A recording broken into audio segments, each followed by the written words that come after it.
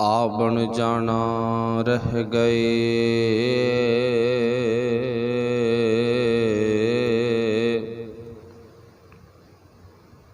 ਮਨ ਬੁੱਠਾ ਨਿਰੰਕਾਰ ਜੀਓ।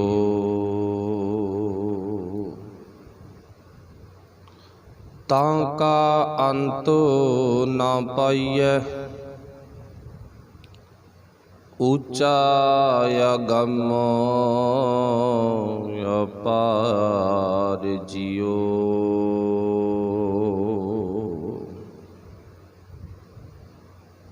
ਜਿਸ ਪ੍ਰਭ ਆਪਣਾ ਵਿਸੁਰੈ,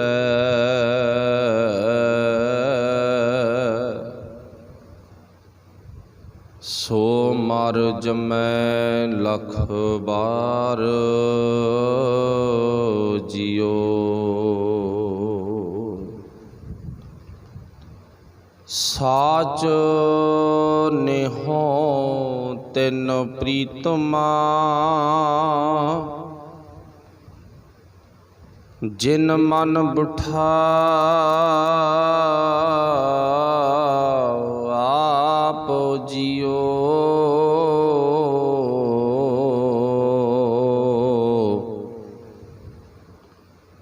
ਗੁਣ ਸਾਂਝੀ ਤਿਨ ਸੰਗ ਬਸੈ,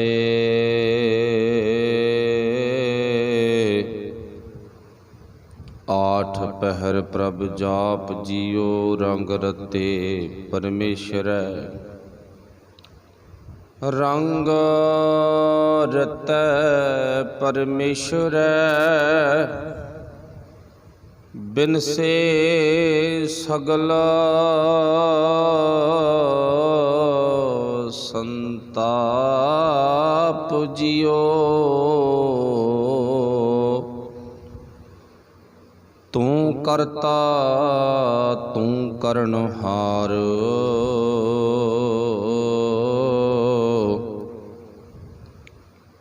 ਤੂੰ ਹੈ ਏਕ ਅਨੇਕ ਜੀਓ। ਤੂੰ ਸਮਰੱਥ ਤੂੰ ਸਰਬ, ਤੂੰ ਸਮਰੱਥ ਤੂੰ ਸਰਬ। ਮੈਂ ਤੂੰ ਹੈ ਬੁੱਧ ਬਵੇਕ ਜੀਓ। ਨਾਨਕ ਨਾਮ ਸਦਾ ਜਪੀ, ਭਗਤ ਜਨਾ ਕੀ ਟੇਕ ਜੀਓ। ਨਾਨਕ ਨਾਮ ਸਦਾ ਜਪੀ, ਭਗਤ ਜਨਾ ਕੀ ਟੇਕ ਜੀਓ।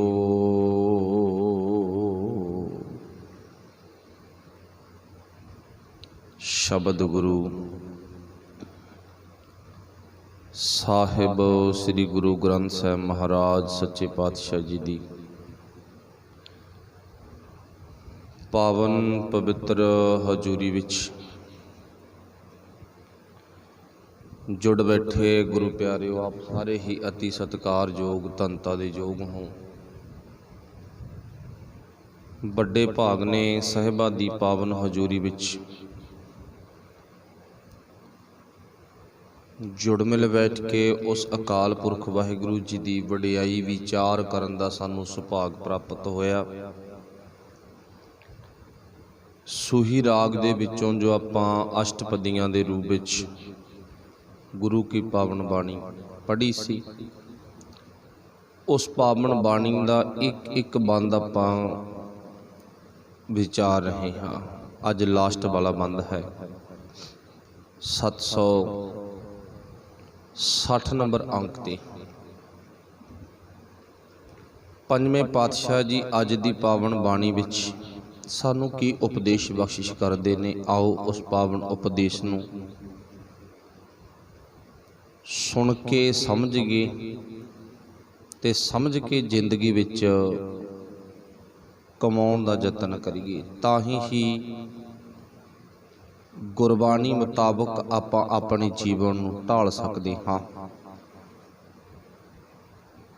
ਪਾਤਸ਼ਾਹ ਜੀ ਦੀ ਪਾਵਨ ਬਾਣੀ ਦੀ ਵਿਚਾਰ ਸ਼ੁਰੂ ਕਰਨ ਤੋਂ ਪਹਿਲਾਂ आपस विच गुरफतेह दी सांझ पाउणी, प्रेम भावना सत्कार सहित सब ने बोलना जी। आखियो वाहिगुरू जी का खालसा वाहिगुरू जी की फतेह। गुरदेव पातशाह ने जिक्र किया है, आवन जाना रह गए मन बुठा निरंकार जियो। गुरु साहब जी कहते, जिस मनुख दे मन विच परमात्मा आ बसदा है, मन बुठा, मन दे विच हिरदे दे विच परमात्मा आ बसदा है। वैसे ही बसदा वो परमात्मा अंदर ही है। सब मह जोत जोत है सोए। पर इन्नी क जरूर गल आ भी वो साहब सच्चे पातशाह नूं वेखण दा यतन करना, आपां उहनूं महसूस करन दा यतन करना। जिवें सीसे दा अक्स सीसे दे विच समाया होया, फुੱਲ दी सुगंधी फुੱਲ विच समाई होई आ, ते जे आपां कहीए फुੱਲ दी सुगंधी बाहरों आके ते फुੱਲ दे विच लीन हो जावे तो समझना पऊगा फुੱਲ दी सुगंधी तां फुੱਲ दे विच पहले लीन आ, पर उहनूं महसूस करन दी लोड़ आ। जदों महसूस होगी ना तो सानू चेता रखियो फुੱਲ प्यारा लगन लग जाएगा। फुੱਲ कदों प्यारा लगदा, जदों उहदी सुगंधी नूं आपां महसूस करदे हाँ। फिर वो वाहिगुरू परमात्मा कदों प्यारा लगेगा, जदों उस वाहिगुरू परमात्मा जी साडे हिरदे विच वसदे नूं असीं महसूस करांगे। जदों महसूस करना शुरू कर दिता, फिर वो सानू बिल्कुल साडे नेड़े लगेगा, नज़दीक लगेगा, वो साथों दूर नहीं होवेगा। फिर सुभाव किहो जिहा बन जाएगा, निकट बुझै सो बुरा क्यों करे। जिहड़े बंदे ने निकट जान लिया वो भाई बुरा क्यों करेगा, वो कदे बुरा नहीं करदागा। निकट ना जाने जिन्हें अपने नेड़े नहीं जानिया, सो बोले कूड़। हुण जिन्हें अपने नज़दीक नहीं जानिया वो हमेशा कूड़ दा व्यापारी बन जांदा, ते जिहड़े कूड़ दे व्यापारी बन गए अंदर बैठे वाहिगुरू नूं सुगंधी नूं कदे पहचानदे नहीं हन। सेम उदाहरण है डड्डू ते कमल दे फुੱਲ दी। डड्डू चंद्रा चिक्कड़ विच रहिंदा रहिंदा पर सुगंधी दे बिल्कुल आस पास है, कोल रहिंदा, पर सुगंधी दी कमल दे फुੱਲ दी सार नहीं जानी, उहदी कदर नहीं पाई। दूरों आके भवरा लाहा लै गया। ताइयों बाणी दे विच इदां ही मेरे मालक ने किरपा कीती आ, गुरमुख लाहा लै गए। रब्बी प्यारे वो अकाल पुरख वाहिगुरू दे सच्चे सुच्चे सेवक लाहा प्राप्त कर गए पाए, गुरमुख लाहा लै गए। ते मनमुख चले मूल गवाए जिओ। ते जिहड़े मनमुख सी वो बेचारे डड्डू वांग ना अपना जिहड़ा कीमती समा सी वो मनोरथ सी जिहड़ा अपन नूं ना समझदे होए बेकार चला गया। उन्होंने इस मनुखा देह दी श्वासां दी समय दी कोई कदर ना पाई, वो बेकदरे हो गए। इसे करके साहब सच्चे पातशाह ने कहता, मन बुठा वो वाहिगुरू परमात्मा बेशक साडे मन दे विच है, कोई शक नहीं है, साडे हिरदे दे विच है, कोई शक नहीं है। मन बुठा निरंकार जियो। वो निरंकार हुण मैनू मेरे मन दे विच बैठा नज़र आउण लग गया, महसूस होण लग गया। फिर आपां गुरु पातशाह दी पावन बाणी पढ़ीए, आवन जाना रह गए, आवन जाना रह गए मन बुठा निरंकार जियो। फिर पातशाह जी कहते उन्हां दे जम्मण ते मरण दा गेड़ मुक जांदा है। उन्हां दे जम्मण ते मरण दा मतलब उन्हां दा आउण ते जाण दा जिहड़ा चक्कर है वो मुक जांदा है। पातशाह जी कहते आवन जाना रह गए, मुक गया। हुण पातशाह जी कहते फिर अगे की आ, मन बुठा वो अकाल पुरख वाहिगुरू सच्चे पातशाह मैनू मेरे मन दे विच बैठा नज़र आउण लग गया, हुण महसूस होण लग गया। मन बुठा निरंकार जियो। फिर पातशाह जी कहते तांका अंत ना पाईया, ऊंचा अगम अपार जियो। वो वाहिगुरू सच्चे पातशाह जी दा अंत नहीं पा सकते। चलो इउं मान लो भी जे कोई जीव कहे ना भी मैं समुंदर दा अंत पा लवांगा, शायद ਸਮੁੰਦਰ ਦਾ ਅੰਤ ਪਾਉਣ ਗਏ, ਖੁਦ ਉਹਨਾਂ ਦਾ ਅੰਤ ਹੋ ਗਿਆ, ਖਤਮ ਹੋ ਗਏ, ਪਰ ਸਮੁੰਦਰ ਦਾ ਅੰਤ ਨਹੀਂ ਪਾ ਸਕੇ। ਇਵੇਂ ਜਿਵੇਂ ਸੇਮ ਕਹਾਣੀ ਮਨੁੱਖਾ ਜੀਵਨ ਦੇ ਵਿੱਚ ਆ ਕੇ ਖੜ ਜਾਂਦੀ ਆ ਕਿ ਚਾਲੇ ਥੇ ਹਰ ਮਿਲਣ ਕੋ ਬੀਚੇ ਅਟਕਿਓ ਚੀਤ, ਚੱਲੇ ਸੀ ਉਸ ਗੁਰੂ ਨੂੰ ਅਕਾਲ ਪੁਰਖ ਵਾਹਿਗੁਰੂ ਜੀ ਨੂੰ ਮਿਲਣ ਵਾਸਤੇ, ਪਰ ਵਿਚੇ ਅੱਧ ਵਿਚਾਲੇ, ਅੱਧ ਵਾਟੇ ਸਿਰੇ ਨਹੀਂ ਲੱਗੇ, ਅੱਧ ਵਾਟੇ ਉਲਝ ਕੇ ਰਹਿ ਗਈ, ਵਿਚੇ ਅਟਕੇ ਉਹ ਅਟਕ ਗਏ। ਚੀਤ ਸਾਡਾ ਜਿੱਥੇ ਜਾ ਕੇ ਤੁਰਦਿਆਂ ਤੁਰਦਿਆਂ ਰਸਤੇ ਵਿੱਚ ਚਿੱਤ ਦੀ ਪਕੜ ਵੱਧ ਗਈ। ਚਿੱਤ ਮਤਲਬ ਸਾਡੇ ਅੰਦਰ ਦੀ ਪਕੜ, ਰਸਤੇ ਦੇ ਵਿੱਚ ਜਾਂਦਿਆਂ ਜਾਂਦਿਆਂ ਦੁਨਿਆਵੀ ਵਸਤਾਂ ਦੇ ਨਾਲ ਮਿਲ ਗਈ, ਬਸ ਅਸੀਂ ਆਪਣੇ ਰਸਤੇ ਤੋਂ ਭਟਕ ਜਾਵਾਂਗੇ। ਉਦਾਹਰਨ ਸੌਖਾ ਸਮਝ ਲਵੋ, ਮੰਨ ਲਓ ਵੀ ਬੰਦੇ ਨੇ ਇੱਕ ਥਾਂ ਤੋਂ ਦੂਜੀ ਥਾਂ ਤੇ ਜਾਣਾ, ਦੂਰ ਕਿਤੇ, ਰਸਤੇ ਵਿੱਚ ਵੱਡੇ ਅੱਡੇ ਆਏ, ਵੱਡੇ ਬਾਜ਼ਾਰ ਆਏ, ਉਹਨਾਂ ਅੱਡਿਆਂ ਤੇ ਬਾਜ਼ਾਰਾਂ 'ਚ ਬਹੁਤ ਕੁਛ ਹੈ। ਇਹ ਨਹੀਂ ਕਹਿ ਸਕਦੇ ਵੀ ਥੋੜਾ ਕੁਛ ਹੈ ਤੇ ਉੱਥੇ ਹੈ ਕੁਛ ਨਹੀਂ, ਬਹੁਤ ਕੁਛ ਹੈ। ਜੋ ਰਾਹੀ ਰਸਤੇ ਦੇ ਵਿੱਚ ਜਾ ਰਿਹਾ ਪਰ ਉਹਦੀ ਇੱਕ ਮੰਜ਼ਿਲ ਆ, ਉਹ ਕਹਿੰਦਾ ਮੈਨੂੰ ਇਹਨਾਂ ਅੱਡਿਆਂ ਤੇ ਰੁਕ ਕੇ ਮੰਜ਼ਿਲ ਦੀ ਪ੍ਰਾਪਤੀ ਨਹੀਂ ਹੈ। ਉਹਨੇ ਉਸ ਮੰਜ਼ਿਲ ਤੇ ਪਹੁੰਚਿਆ ਕੋਈ ਪਦਾਰਥ ਪ੍ਰਾਪਤ ਕਰਨਾ ਗਾ, ਕੋਈ ਥੋਕ ਪ੍ਰਾਪਤ ਕਰਨਾ। ਹੁਣ ਜਿਹੜੀ ਉਹ ਮੰਜ਼ਿਲ ਤੇ ਪਹੁੰਚ ਕੇ ਆਪਣੇ ਵੱਲੋਂ ਪਦਾਰਥ ਆ ਜਿਹੜਾ ਉਹ ਪ੍ਰਾਪਤ ਕਰਨਾ ਚਾਹੇਗਾ, ਉੱਥੇ ਜਾ ਕੇ ਮਿਲਣਾ ਉਹ ਰਸਤਿਆਂ ਵਿੱਚੋਂ ਨਹੀਂ ਮਿਲਣਾ, ਰਸਤਿਆਂ ਵਿੱਚੋਂ ਹੋਰ ਬੜੇ ਪਦਾਰਥ ਨੇ। ਰਸਤੇ ਵਿੱਚ ਕਹਿਣ ਤੋਂ ਮੁਰਾਦ ਵੀ ਅੱਡੇ ਤੇ ਰੁਕ ਗਿਆ, ਰਸਤੇ ਵਿੱਚ ਜਾਂਦਿਆਂ ਜਾਂਦਿਆਂ ਬਾਜ਼ਾਰ 'ਚ ਰੁਕ ਗਿਆ, ਤੇ ਜੋ ਬਾਜ਼ਾਰ 'ਚ ਖਰੀਦਣਾ ਚਾਹਿਆ, ਸੱਚ ਜਾਣਿਓ ਉਹਨੂੰ ਜੋ ਆਪਣੀ ਮੰਜ਼ਿਲ ਤੇ ਪਹੁੰਚ ਕੇ ਮਿਲਣਾ ਸੀ ਬਾਜ਼ਾਰ ਵਿੱਚ ਨਹੀਂ ਮਿਲਿਆਗਾ, ਉਹ ਰਸਤੇ ਵਿੱਚ ਹੀ ਅਟਕ ਜਾਵੇਗਾ ਤੇ ਆਪਣੇ ਟਿਕਾਣੇ ਤੋਂ, ਆਪਣੀ ਮੰਜ਼ਿਲ ਤੋਂ ਖੁੰਝ ਜਾਵੇਗਾ। ਫਿਰ ਇੱਥੋਂ ਸਿੱਧ ਕੀ ਹੁੰਦਾ ਵੀ ਉਹਦੀ ਜ਼ਿੰਦਗੀ ਦੀ ਜੋ ਭਾਵ ਅਸਲੀ ਕਹਾਣੀ ਸੀ, ਅਸਲੀ ਮਿਸ਼ਨ ਸੀ, ਉਹਦੇ ਤੋਂ ਉਹ ਭਟਕ ਗਿਆ।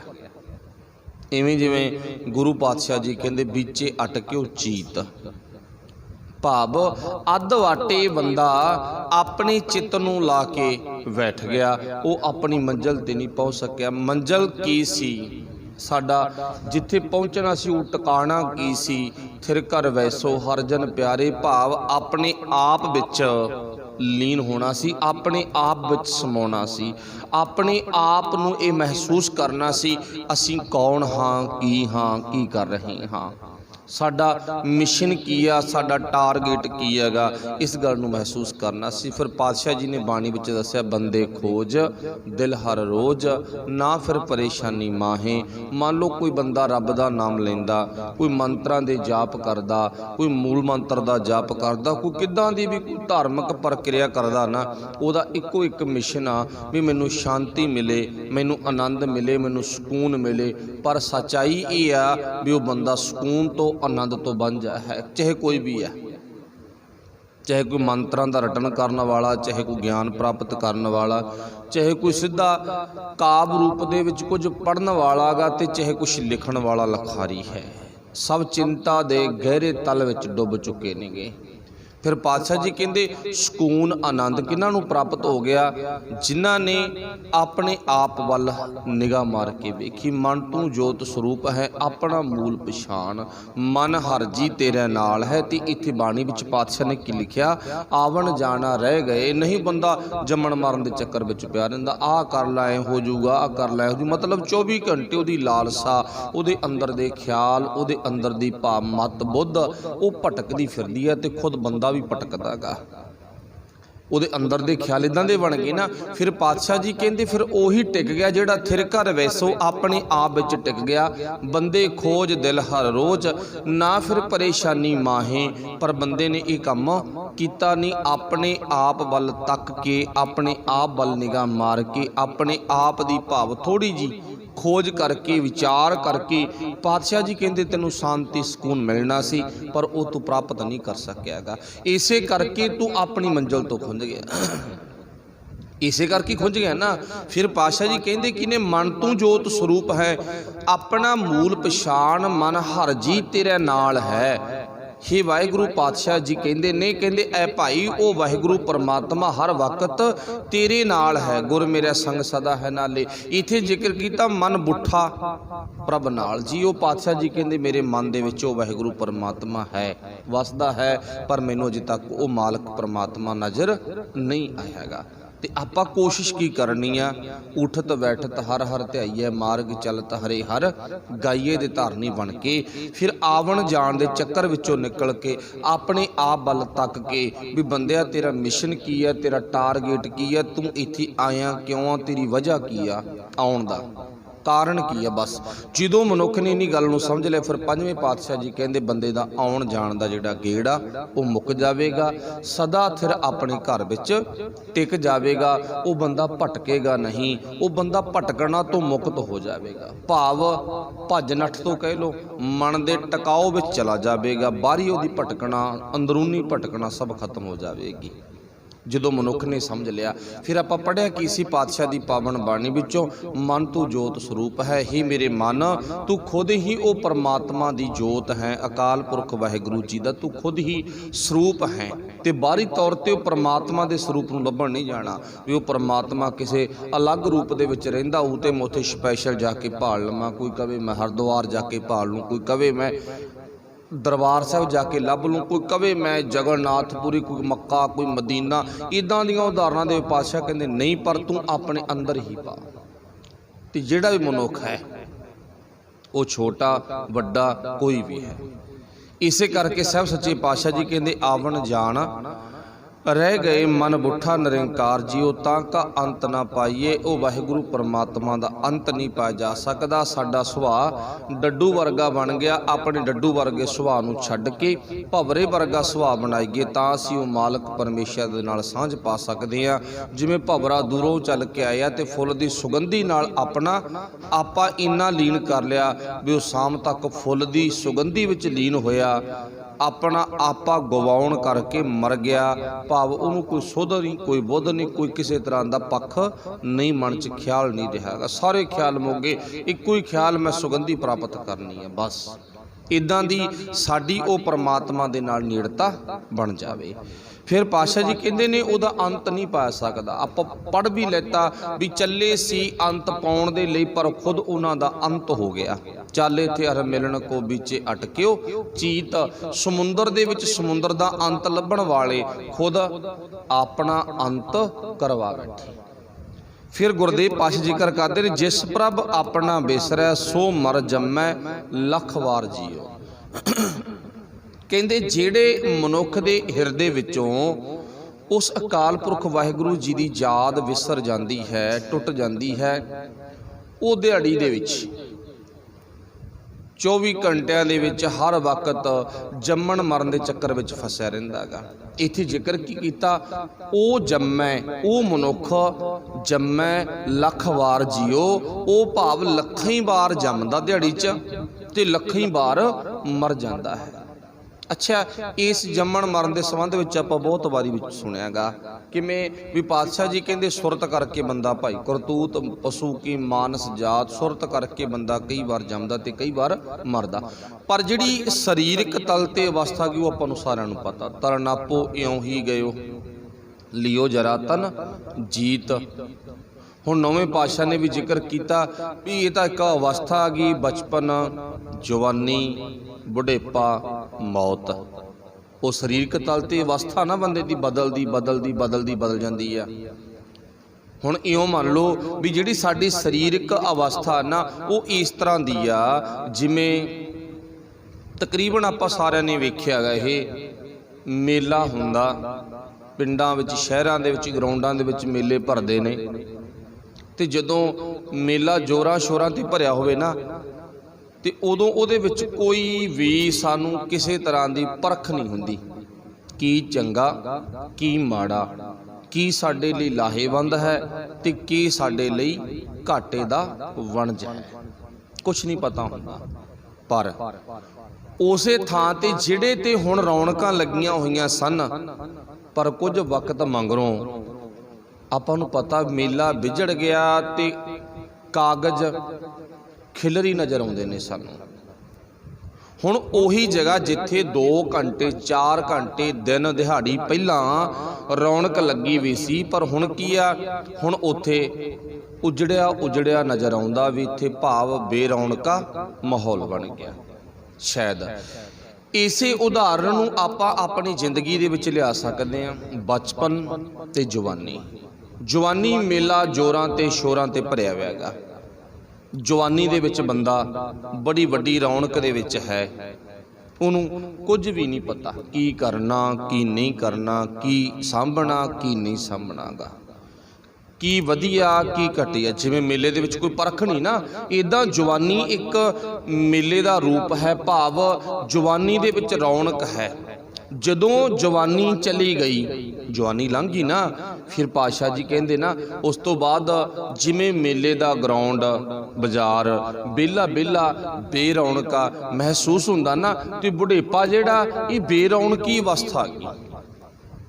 ਠੀਕ ਆ, ਬੰਦਾ ਆਪਣੇ ਦਿਲ ਨੂੰ ਧਰਵਾਸ ਦੇਣ ਦੀ ਬੜਾ ਕੁਛ ਕਰਦਾ ਜੀ, ਮੇਰੇ ਪੋਤੇ ਮੇਰੇ ਪੋਤੀਆਂ ਮੇਰੇ ਦੋਤੇ ਦੋਤੀਆਂ ਪੁੱਤਰ ਪੁੱਤਰੀਆਂ, ਬੜਾ ਬੰਦਾ ਧਰਵਾਸ ਆਪਣੇ ਆਪ ਨੂੰ ਦਾ। ਪਰ ਚੇਤਾ ਰੱਖੋ ਜਿਹੜੇ ਸਿਆਣੇ ਪੁਰਖ ਹਨ ਨਾ, ਦਾਨੇ ਪੁਰਖ ਨੇ, ਉਹ ਇਹ ਸੋਚਦੇ ਨੇ ਵੀ ਜਿਉਂ-ਜਿਉਂ ਮੇਰੇ ਪਰਿਵਾਰ ਦਾ ਵਾਧਾ ਹੋਈ ਜਾਂਦਾ ਤੇ ਮੈਂ ਮੌਤ ਦੇ ਨੇੜੇ ਹੋਈ ਜਾਣਾਗਾ।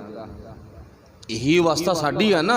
ਇੱਕ ਦਿਨ ਅਸੀਂ ਇਸ ਧਰਤੀ ਤੇ ਆਏ, ਇਸੇ ਘਰ ਵਿੱਚ ਕੋਈ ਸਾਡਾ ਬਾਪੂ, ਕੋਈ ਸਾਡਾ ਪਿਤਾ, ਕੋਈ ਸਾਡੀ ਦਾਦਾ ਦਾਦੀ ਸੀ। ਜਦੋਂ ਅਸੀਂ ਆ ਗਏ, ਉਹਨਾਂ ਦੀ ਜਿਹੜੀ ਭਾਵ ਕਦਰ ਆ ਗਈ ਉਹ ਘਟਣੀ ਸ਼ੁਰੂ ਹੋ ਗਈ, ਦਿਨੋਂ ਦਿਨ ਘਟਦੀ ਗਈ। ਆਖਰਕਾਰ ਇੱਕ ਦਿਨ ਮੌਤ ਹੋ ਗਈ। ਉਹਨਾਂ ਦਾ ਬੁਢੇਪਾ ਬੇਰੌਣਕਾ ਜੀਵਨ ਹੈ। ਇਵੇਂ ਜਿਵੇਂ ਸਾਡੀ ਕਹਾਣੀ ਆ, ਜਵਾਨੀ ਰੂਪੀ ਮੇਲਾ ਲੰਘ ਗਿਆ ਤੇ ਬੁਢੇਪਾ ਬੇਰੌਣਕਾ ਸਾਡੇ ਕੋਲੇ ਜਿਹੜਾ ਜੀਵਨ ਆ ਉਹ ਆ ਵੜਿਆ। ਇਹਦੇ ਵਿੱਚ ਰੌਣਕ ਨਹੀਂ ਹੈ। ਫਿਰ ਪਾਤਸ਼ਾਹ ਜੀ ਕਹਿੰਦੇ ਨਾ, ਦਰਅਸਲ ਦੇ ਵਿੱਚ ਬੰਦੇ ਨੇ ਇਸ ਗੱਲ ਨੂੰ ਵੀ ਨਹੀਂ ਸਮਝਿਆ ਹੈਗਾ। ਚਲੋ ਇਹ ਤਾਂ ਗੁਰੂ ਨੇ ਸਾਨੂੰ ਇੱਕ ਉਦਾਹਰਨ ਦੇ ਕੇ ਸਮਝਾ ਦਿੱਤਾ ਵੀ ਤੇਰੀ ਜ਼ਿੰਦਗੀ ਮਤਲਬ ਸਾਡੀ ਸਾਰਿਆਂ ਦੀ ਜ਼ਿੰਦਗੀ ਆਪਣੀ ਵੀ ਇਸ ਤਰ੍ਹਾਂ ਦੀ ਆ। ਪਰ ਕਈ ਵਾਰ ਨਾ ਬੰਦਾ ਬੇਰੌਣਕੇ ਮਾਹੌਲ ਦੇ ਵਿੱਚ ਵੀ ਮਸਤ ਹੁੰਦਾ ਹੈਗਾ। ਬੇਰੌਣਕੇ ਮਾਹੌਲ, ਚਲੋ ਜਿੱਥੇ ਰੌਣਕ ਆ ਨਾ ਉਹ ਇੱਕ ਅਲੱਗ ਵਿਸ਼ਾ। ਜਿੱਥੇ ਰੌਣਕ ਆ ਉੱਥੇ ਖੁਸ਼ੀ ਮਹਿਸੂਸ ਕਰਨੀ, ਖੁਸ਼ ਹੋਣਾ, ਉਹ ਇੱਕ ਅਲੱਗ ਮੈਟਰ ਹੈਗਾ।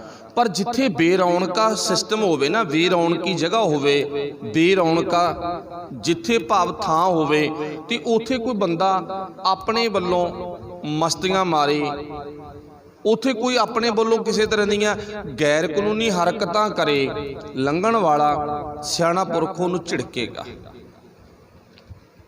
ਕੀ ਕਹੇਗਾ, ਯਾਰ ਕਿਉਂ ਕਾਹਦੇ ਲਈ ਤੂੰ ਮਸਤ ਹੋਇਆ ਫਿਰਦਾਂਗਾ? ਕੋਈ ਮਸਤ ਹੋਣ ਵਾਲੀ ਗੱਲ ਤਾਂ ਹੈ ਨਹੀਂ, ਹੱਸਣ ਵਾਲੀ ਕੋਈ ਟੱਪਣ ਵਾਲੀ ਗੱਲ ਤਾਂ ਕੋਈ ਹੈ ਨਹੀਂ ਯਾਰ। ਪਰ ਉਹ ਬੰਦਾ ਕੌਣ ਆ? ਉਹ ਢੀਠ।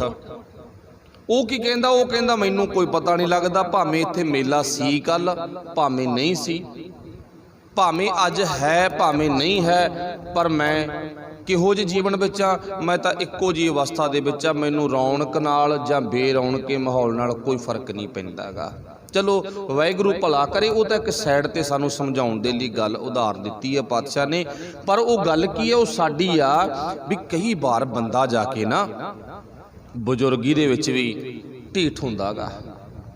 ਵਾਹਿਗੁਰੂ ਭਲਾ ਕਰੇ, ਇਹ ਲਫ਼ਜ਼ ਸਾਡੇ ਮੂੰਹੋਂ ਜੱਚਦੇ ਨਹੀਂ, ਪਰ ਫਿਰ ਵੀ ਪਾਤਸ਼ਾਹ ਜੀ ਦੀ ਗੱਲ ਨੂੰ ਸਮਝਣ ਦੇ ਲਈ ਢੀਠ ਤੋਂ ਭਾਵ ਕੀ ਹੈ? ਬੰਦਾ ਬੇਰੌਣਕੀ ਅਵਸਥਾ ਦੇ ਵਿੱਚ, ਜਿਹੜੀ ਅਵਸਥਾ ਦੇ ਵਿੱਚ ਨਾ ਨੈਣੋ ਨੀਰ ਵਹਿ ਤਨ ਖੀਨਾ ਭਏ ਕੇਸ ਦੁੱਧਵਾਨੀ ਰੂਦਾ ਕੰਠ ਸ਼ਬਦ ਨਹੀਂ ਉਚਰੇ ਅਬ ਕਿਆ ਪਰੇ ਪ੍ਰਾਨੀ, ਜਿਹੜੀ ਅਵਸਥਾ ਦੇ ਵਿੱਚ ਕੁਛ ਵੀ ਨਹੀਂ ਕਰਨ ਜੋਗਾ। ਅੱਛਾ, ਇਹ ਅਵਸਥਾ ਦੇ ਵਿੱਚ ਬੰਦਾ ਕੀ ਕਰਦਾ? ਕਈ ਵਾਰ ਜਵਾਨਾਂ ਦੇ ਕੰਮ ਵਿੱਚ ਜਾ ਕੇ ਹਿੱਸਾ ਲਵੇ ਨਾ, ਫਿਰ ਮਾਫ ਕਰਨਾ ਉੱਥੇ ਮੂੰਹ ਦੀ ਖਾਣੀ ਪੈਂਦੀ ਹੈ। ਜਵਾਨਾਂ ਨੂੰ ਕਹਿਣਾ ਪੈਂਦਾ ਵੀ ਤੂੰ ਟਿਕ ਜਾ, ਹੁਣ ਪਰਿਵਾਰ ਨੂੰ ਕਹਿਣਾ ਪੈਂਦਾ ਵੀ ਟਿਕ ਜਾ, ਟਿਕ ਕੇ ਬੈਠ ਜਾ। ਤੇਰਾ ਜਿਹੜਾ ਭਾਵ ਅਵਸਥਾ ਨਾ, ਜਿਹੜਾ ਜੀਵਨ ਹੈਗਾ, ਉਹ ਇਸ ਤਰ੍ਹਾਂ ਨਹੀਂ ਹੈ ਟੱਪਣ ਵਾਲਾ, ਕਿਸੇ ਕੰਮ ਨੂੰ ਹੱਥ ਪਾਉਣ ਵਾਲਾ, ਕੋਈ ਹੱਡ ਗੋਡਾ ਮੋਢਾ ਤੋੜਾ ਲੇਗਾ। ਇਦੋਂ ਵੀ ਘਟੀਆ ਅਵਸਥਾ ਤੇਰੀ ਆ ਸਕਦੀ ਆ। ਹੁਣ ਗੁਰੂ ਸਾਹਿਬ ਨੇ ਸਮਝਾ ਦਿੱਤਾ ਸਾਡੀ ਅਵਸਥਾ ਆ ਗਈ, ਪਰ ਸਾਡੇ ਅੰਦਰ ਦੀ ਢੀਠਤਾ। ਇੱਕ ਵਾਰ ਨਾ ਕਿਸੇ ਨੇ ਰਾਹੀ ਬੰਦੇ ਨੂੰ ਕਹਿੰਦੇ ਪੁੱਛਿਆ, ਉਹਦੀ ਦਾੜੀ ਬੜੀ ਲੰਬੀ ਆ। ਇੱਥੇ ਜ਼ਿਕਰ ਕੀ ਕੀਤਾ? ਕਹਿੰਦੇ ਤੇਰੀ ਦਾੜੀ ਦੀ ਉਮਰ ਵੱਡੀ ਕਿ ਤੇਰੀ ਉਮਰ ਵੱਡੀ? ਤੇ ਉਹ ਅਗਲਾ ਪੁਰਖ ਜਵਾਬ ਦਿੰਦਾ, ਕਹਿੰਦਾ ਸਾਡੀ ਪੁਰਖ ਉਮਰ ਆ ਜਿਹੜੀ ਦੋਨਾਂ ਦੀ ਵੱਡੀ ਛੋਟੀ ਆ। ਕਹਿੰਦਾ ਸਾਡੀ ਦੋਨਾਂ ਦੀ ਉਮਰ ਨਾ ਵੱਡੀ ਛੋਟੀ ਆ। ਉਹ ਕਹਿੰਦਾ ਕਿਵੇਂ? ਉਹ ਕਹਿੰਦਾ ਇਉਂ, ਮੈਂ ਵੱਡਾ, ਮੇਰੀ ਦਾੜੀ ਛੋਟੀ ਆ। ਕਿੰਨਾ ਟਾਈਮ? ਉਹ ਕਹਿੰਦਾ ਘੱਟੋ ਘੱਟ 18 ਸਾਲ, ਘੱਟੋ ਘੱਟ 20 ਸਾਲ। ਦਾੜੀ ਮੇਰੇ ਨਾਲੋਂ ਛੋਟੀ ਆ, 18 ਸਾਲ 20 ਸਾਲ ਮੇਰੇ ਨਾਲੋਂ ਮਗਰੋਂ ਜਨਮੀ ਆ।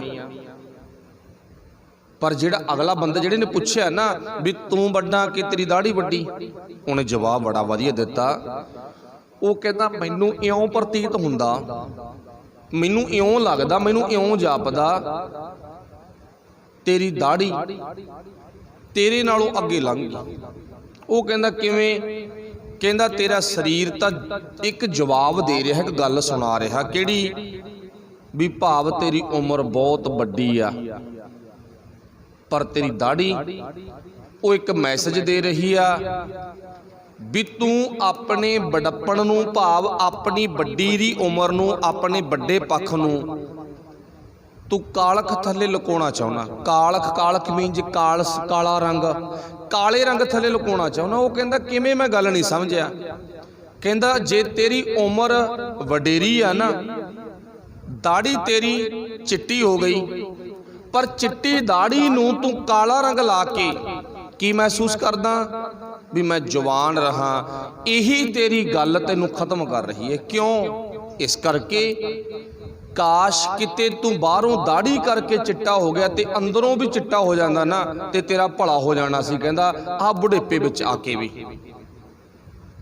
ਬਾਹਰੀ ਤੌਰ ਤੇ ਦਾੜੀ ਨੇ ਚਿੱਟੇਪਣ ਦੇ ਵਿੱਚ ਜਾ ਕੇ ਸੱਚ ਦੱਸ ਦਿੱਤਾ ਵੀ ਚਿੱਟੇਪਣ ਦਾ ਪੱਖ ਕੀ ਆ? ਸਿਆਣਪ ਦਾ ਪੱਖ। ਵੈਸੇ ਦਾੜਾ ਜਦੋਂ ਪ੍ਰਕਾਸ਼ ਹੋ ਗਿਆ ਸਿਆਣਾ ਬੰਦੇ ਨੂੰ ਬਣ ਜਾਣਾ ਚਾਹੀਦਾ, ਪਰ ਵਾਹਿਗੁਰੂ ਜੀ ਕਹਿੰਦੇ ਚਲੋ ਚਿੱਟੀ ਦਾੜੀ ਤੇ ਤਾਂ ਸਿਆਣਾ ਬਣ ਜਾਣਾ। ਚਿੱਟੀ ਦਾੜੀ, ਚਿੱਟੇ ਕੇਸ, ਇਹ ਤੈਨੂੰ ਸਿਆਣਪ ਦਾ ਭਾਵ ਤੁਖੱਲਸ ਦਿੰਦੇ ਨੇ, ਰੂਪ ਦਿੰਦੇ ਨੇ। ਪ੍ਰਕਾਸ਼ ਜਿਵੇਂ ਬਾਹਰੋਂ ਦਾੜੀ ਚਿੱਟੀ ਆ ਨਾ, ਉਵੇਂ ਅੰਦਰੋਂ ਚਿੱਟਾ ਹੋ ਜਾਂਦਾ ਤਾਂ ਗੱਲ ਜੱਚਦੀ ਸੀ। ਪਰ ਹੁਣ ਤੂੰ ਬਾਹਰੋਂ ਦਾੜੀ ਵੀ ਕਾਲੀ ਕਰ ਰਿਹਾ ਤੇ ਅੰਦਰੋਂ ਵੀ ਤੂੰ ਕਾਲਾਂਗਾ। ਇਥੋਂ ਸਿੱਧ ਹੋ ਗਿਆ ਜਿੰਨਾ ਤੂੰ ਬਾਹਰੋਂ ਕਾਲਾ ਨਾ, ਓਨਾ ਹੀ ਤੂੰ ਅੰਦਰੋਂ ਕਾਲਾਂਗਾ, ਓਨਾ ਹੀ ਅੰਦਰੋਂ ਕਾਲਾਂਗਾ। ਕਿਤੇ ਤੂੰ ਇਹ ਗੱਲ ਨੂੰ ਸਮਝ ਜਾਂਦਾ ਵੀ ਭਾਵ ਮੈਂ ਕਿਉਂ ਆਪਣੇ ਆਪ ਨੂੰ ਕਾਲਾ ਕਰਾਂ। ਆਪਾਂ ਨੂੰ ਪਤਾ ਨਾ ਮੂੰਹ ਕਾਲੇ ਕਿਹਦੇ ਹੁੰਦੇ ਨੇ। ਮਾਫ ਕਰਨਾ ਜੇ ਕਿਸੇ ਨੂੰ ਇਹ ਆਦਤ ਆ, ਬੁਰਾ ਨਾ ਮਨਾਇਓ, ਤੇ ਛੱਡ ਦੇਣੀ ਚਾਹੀਦੀ ਆਦਤ। ਹੁਣ ਕਾਰਨ ਕੀ ਹੈ ਵੀ ਅਸੀਂ ਬਾਹਰੀ ਤੌਰ ਤੇ ਜਦੋਂ ਸੰਸਾਰਕ ਤਲ ਤੇ ਵਿਚਰਦੇ ਆ ਨਾ, ਤੇ ਕਾਲਾ ਮੂੰਹ ਕਿਹਨਾਂ ਦਾ ਕੀਤਾ ਜਾਂਦਾ? ਜਿਹੜੇ ਗਲਤ ਕੰਮ ਕਰ ਲੈਣ। ਤੇ ਹੁਣ ਆਪਾਂ ਆਪਣੇ ਆਪ ਦੇਖੋ, ਗੱਲ ਆਪਾਂ ਕੀ ਕੀਤੀ ਸੀ ਬੰਦਿਆ, ਆਪਣੇ ਆਪ ਨੂੰ ਖੋਜ, ਆਪਣੇ ਆਪ ਨੂੰ ਪੜਚੋਲਣਾ ਨਾ। ਬੰਦੇ ਖੋਜ ਦਿਲ ਹਰ ਰੋਜ਼। ਗੱਲ ਕਿੱਥੇ ਪਹੁੰਚ ਗਈ? ਆਪਾਂ ਆਪਣੇ ਅੰਦਰ ਨੂੰ ਪੁੱਛਣਾਗਾ। ਹੁਣ ਆਪਾਂ ਆਪਣੇ ਆਪ ਨੂੰ ਕੀ ਪੁੱਛਾਂਗੇ? ਮਨਾ ਤੂੰ ਦਾੜੀ ਕਿਉਂ ਕਾਲੀ ਕਰਦਾ? ਛੱਡ ਯਾਰ। ਦਾੜੀ ਕਿਉਂ ਕੱਟਦਾ? ਤੂੰ ਛੱਡ। ਕੇਸਾਂ ਦਾ ਕਤਲ ਕਿਉਂ ਕਰਦਾ? ਤੂੰ ਛੱਡ। ਤੂੰ ਗਲਤ ਕੰਮ ਕਿਉਂ ਕਰਦਾਂਗਾ? ਐਡੀ ਤੇਰੀ ਉਮਰ ਹੋ ਗਈ, ਛੱਡ। ਹੁਣ ਇਹ ਕੀ ਆ? ਆਪਣੇ ਆਪ ਨੂੰ ਖੋਜਣਾ। ਹੁਣ ਆਪਣੇ ਆਪ ਨੂੰ ਵੇਖਣਾ ਕੀ ਸੀ ਵੀ ਮੈਂ ਆਪਣੇ ਆਪ ਦਾ ਮੂੰਹ ਕਾਲਾ ਕਿਉਂ ਕਰਦਾ ਹਾਂ। ਕਿਸੇ ਕਵੀ ਨੇ ਬੜਾ ਸੋਹਣਾ ਲਿਖਿਆ, ਜਾਂ ਕਹਦੇ ਜਾ ਕੇ ਢੱਗੇ ਨੂੰ, ਕਿਉਂ ਕਾਲਾ ਕਰਦਾ ਬੱਗੇ ਨੂੰ, ਅੰਤ ਸਮੇਂ ਤਾਂ ਮਰਨਾ ਹੈ, ਤਾਂ ਮੂੰਹ ਕਾਲਾ ਕਿਉਂ ਕਰਨਾ ਹੈ। ਕਹਿੰਦੇ ਅਖੀਰ ਤਾਂ ਭਾਈ ਮਰਨਾ ਹੀ ਆ ਨਾ, ਮੂੰਹ ਕਾਲਾ ਕਰਕੇ ਥੋੜੀ ਮਰ ਗਏ। ਭਾਵ ਜੇ ਅਸੀਂ ਬਾਹਰੋਂ ਦਾੜਾ ਕਰਕੇ ਚਿੱਟੇ ਆ ਨਾ, ਤੇ ਅੰਦਰੋਂ ਵੀ ਚਿੱਟੇ ਹੋ ਕੇ ਜਾਈਏ, ਸੰਸਾਰ ਦੇ ਵਿੱਚੋਂ ਕਾਲੇ ਹੋ ਕੇ ਨਾ ਜਾਈਏ। ਕਾਲੇ ਹੋ ਕੇ ਨਿੱਥੋਂ ਜਾਣਾ, ਚਿੱਟੇ ਹੋ ਕੇ। ਭਾਵ ਵਾਹਿਗੁਰੂ ਭਲਾ ਕਰੇ। ਕਹਿਣ ਤੋਂ ਮੁਰਾਦ ਸੀ ਵੀ ਉਹ ਦਾਨਾ ਪੁਰਖ ਪੁੱਛਦਾ ਵੀ ਤੂੰ ਵੱਡਾ ਕਿ ਤੇਰੀ ਦਾੜੀ ਵੱਡੀ? ਉਹਨੇ ਦੱਸਤਾ, ਕਹਿੰਦਾ 20 ਸਾਲ ਛੋਟੀ ਆ। ਕਹਿੰਦਾ ਇਸੇ ਕਰਕੇ ਤੂੰ ਆਪਣੀ ਉਮਰ ਨੂੰ ਆਪਣੀ ਦਾੜੀ ਥੱਲੇ ਲੁਕੋਈ ਜਾਣਾ। ਇਹ ਇਉਂ ਨਹੀਂ ਲੁਕਦੀ ਗੀ। ਭਾਵ ਜੇ ਤੈਨੂੰ ਬਾਹਰੋਂ ਦਾੜੀ ਨੇ ਚਿੱਟੇ ਹੋਣ ਦਾ ਸੁਨੇਹਾ ਦਿੱਤਾ ਨਾ, ਉਹ ਸਿਆਣਪ ਦੀ ਨਿਸ਼ਾਨੀ ਆ। ਤੇ ਅੰਦਰੋਂ ਵੀ ਤੂੰ ਚਿੱਟਾ ਹੋ ਜਾ, ਅੰਦਰੋਂ ਵੀ ਸਾਫ਼ ਹੋ ਜਾ। ਜੇ ਤੂੰ ਬਾਹਰੀ ਤੌਰ ਤੇ ਦਾੜੀ ਕਾਲੀ ਕਰਦਾ ਤਾਂ ਤੂੰ ਅੰਦਰੋਂ ਵੀ ਕਾਲਾ। ਇੱਕ ਥੋੜਾ ਮੈਸੇਜ ਪੜ੍ਹ ਲਈਏ ਆਪਾਂ ਇੱਥੇ। ਇਉਂ ਦੇਖੋ ਵੀ ਜਿਹਨੇ ਆਪਣੇ ਇਦਾਂ ਦੇ ਕਰਮ ਕੀਤੇ ਆ ਨਾ, ਤੇ ਅਜੇ ਇਉਂ ਮੰਨ ਲਓ ਵੀ ਉਹਦੇ ਅੰਦਰ ਕਾਲਖ ਆ, ਅਜੇ ਉਹ ਤੰਦਰੁਸਤ ਨਹੀਂ ਹੈ, ਅਜੇ ਉਹ ਗੁਰੂ ਦੀ ਨਿਗਾਹ 'ਚ ਬਿਮਾਰ ਵਿਅਕਤੀ ਆ। ਜਿਹਨੇ ਦਾੜਾ ਕਾਲਾ ਕਰ ਲਿਆ। ਵਾਹਿਗੁਰੂ ਭਲਾ ਕਰੇ, ਬੁਰਾ ਨਾ ਮਨਾਇਓ ਆਪਣੀ ਗੱਲ। ਰੱਬ ਲੱਗਦੀ ਹੈ ਵੀ ਜਿਹਨੇ ਬਾਹਰੋਂ ਕਾਲਾ ਕਰ ਲਿਆ ਆਪਣੇ ਆਪ ਨੂੰ, ਅੰਦਰ ਵੀ ਉਹਦੇ ਕਾਲਖ ਹੈ, ਤੇ ਜਿਹੜਾ ਬਾਹਰੋਂ ਦਾੜਾ ਕਰਕੇ ਚਿੱਟਾ ਹੋ ਗਿਆ, ਵਾਹਿਗੁਰੂ ਭਲਾ ਕਰੇ ਵੀ ਚਲੋ ਉਹ ਇੱਕ ਅਲੱਗ ਵਿਸ਼ਾ ਗਾ, ਤਾਂ ਸਾਨੂੰ ਅੰਦਰੋਂ ਵੀ ਆਪਣੇ ਆਪ ਨੂੰ ਸਫਾਈ ਕਰ ਲੈਣੀ ਚਾਹੀਦੀ ਹੈ। ਇਸੇ ਨੂੰ ਗੁਰੂ ਪਾਤਸ਼ਾਹ ਨੇ ਕਿਹਾ, ਬੰਦੇ ਖੋਜ ਦਿਲ ਹਰ ਰੋਜ਼, ਨਾ ਫਿਰ ਪਰੇਸ਼ਾਨੀ ਮਾਹੀ। देखो फिर परेशानी है, बिल्कुल नहीं है। जे बंदे ने अपने आप को वेख लिया ना, तू कौन आ, किवें आ, की तेरी अवस्था, किहो जे तेरा जीवन आ, किहो जी तेरी उम्र आ, किहो जे तेरा परिवार बन गया, तू अपने आप ते विचार कर ला बस। जो अपने आप ते विचार कर ली, पातशाह जी कहते परेशानी खत्म आ। ते अज दुनिया ज़्यादातर आपां नूं पता परेशानी की बीमारी का शिकार बहुत है, चिंता का शिकार बहुत ज़्यादा है। तो चिंता की दवाई ठीक आ, भावें आपां अपने आप को सुकून दे लैंदे आ भी जी मैं दवाई लिया चिंता की, मैनूं फलाने डॉक्टर ने फलाने वैद ने दवाई दी, पर चिंता की दवाई किते नहीं है। चिंता की दवाई केवल पातशाह जी दसदे ने, सतगुर आयो शरण तुहारी, मिलै सूख नाम हर सोभा, चिंता लाहे हमारी। बंदा कहता जी मैं शराब तां पीना, मैनूं चिंता ना। कोई कबीर मिलिया, परिवार करके गरीब सी, चलो दो न्याणे ने, बच्चियां सी, ते पत्नी चढ़ाई कर गई।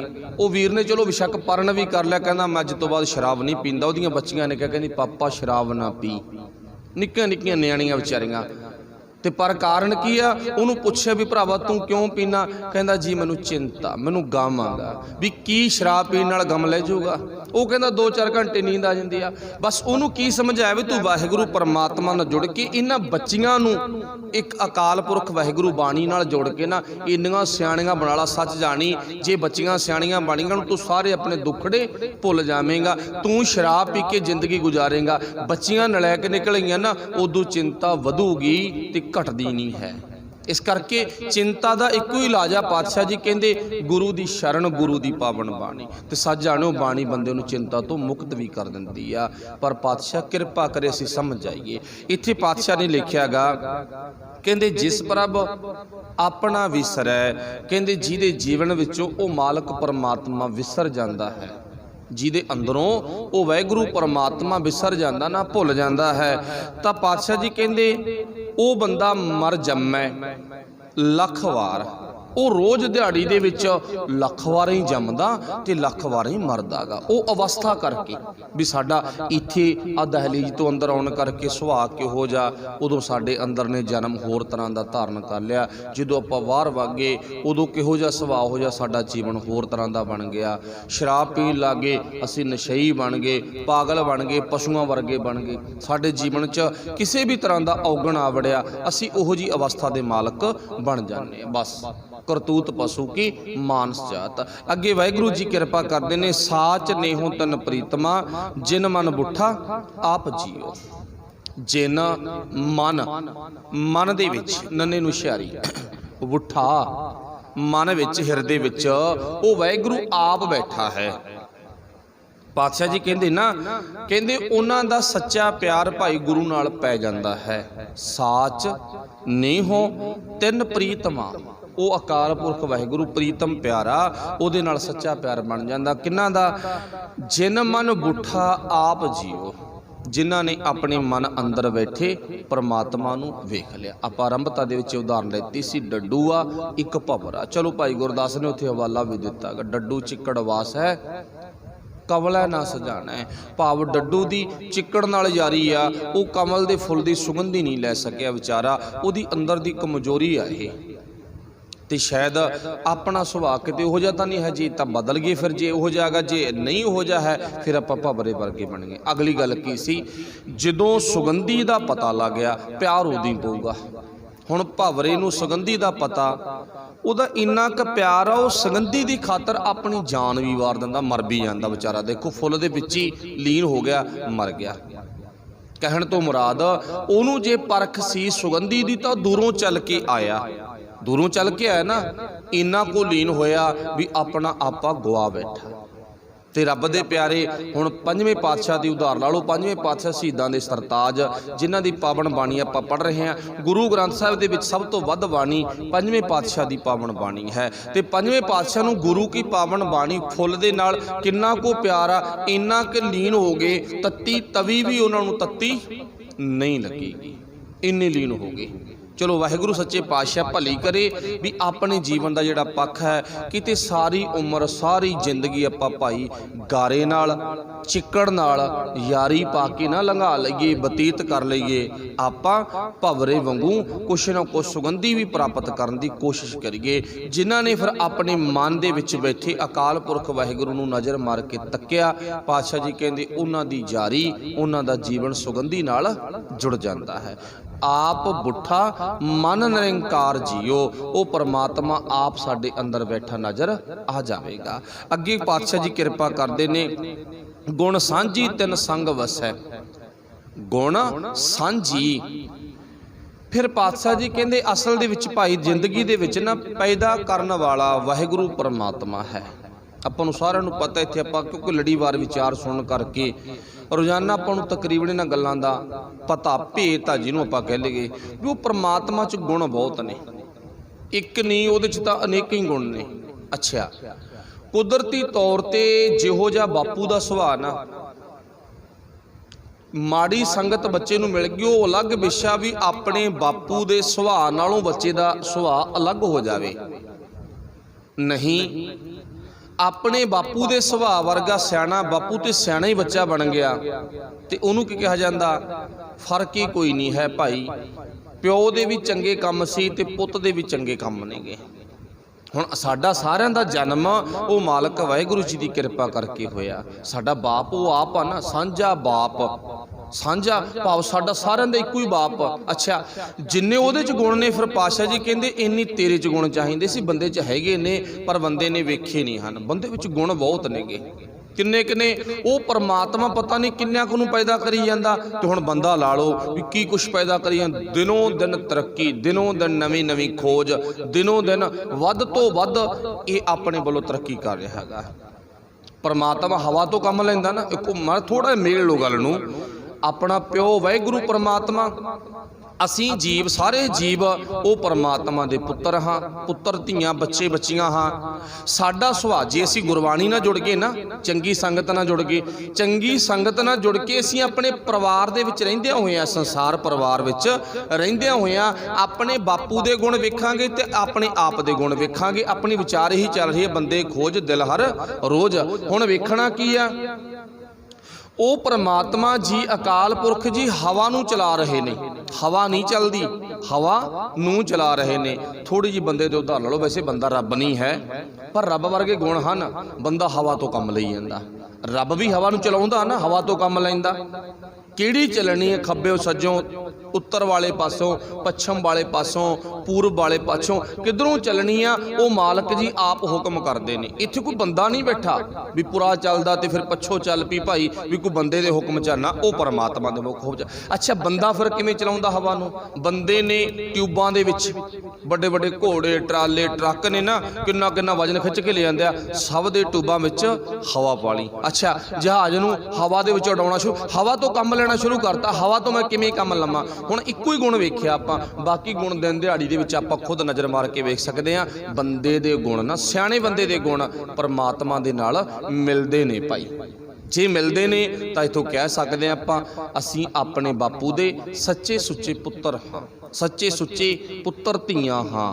साडे विच ते ओ वाहिगुरू विच कोई फर्क नहीं है। फिर पातशाह ने बाणी विच लिखी दिता, हर का सेवक सो हर जेहा, भेद ना जानो मानस देहा। बंदे विच ते परमात्मा विच अंतर कोई नहीं है, पर फर्क पै बहुत गया क्योंकि असीं बैठे कमल फुल दी जड़ च पर खाने गारां। साडा वासा चिक्कड़ नाल है।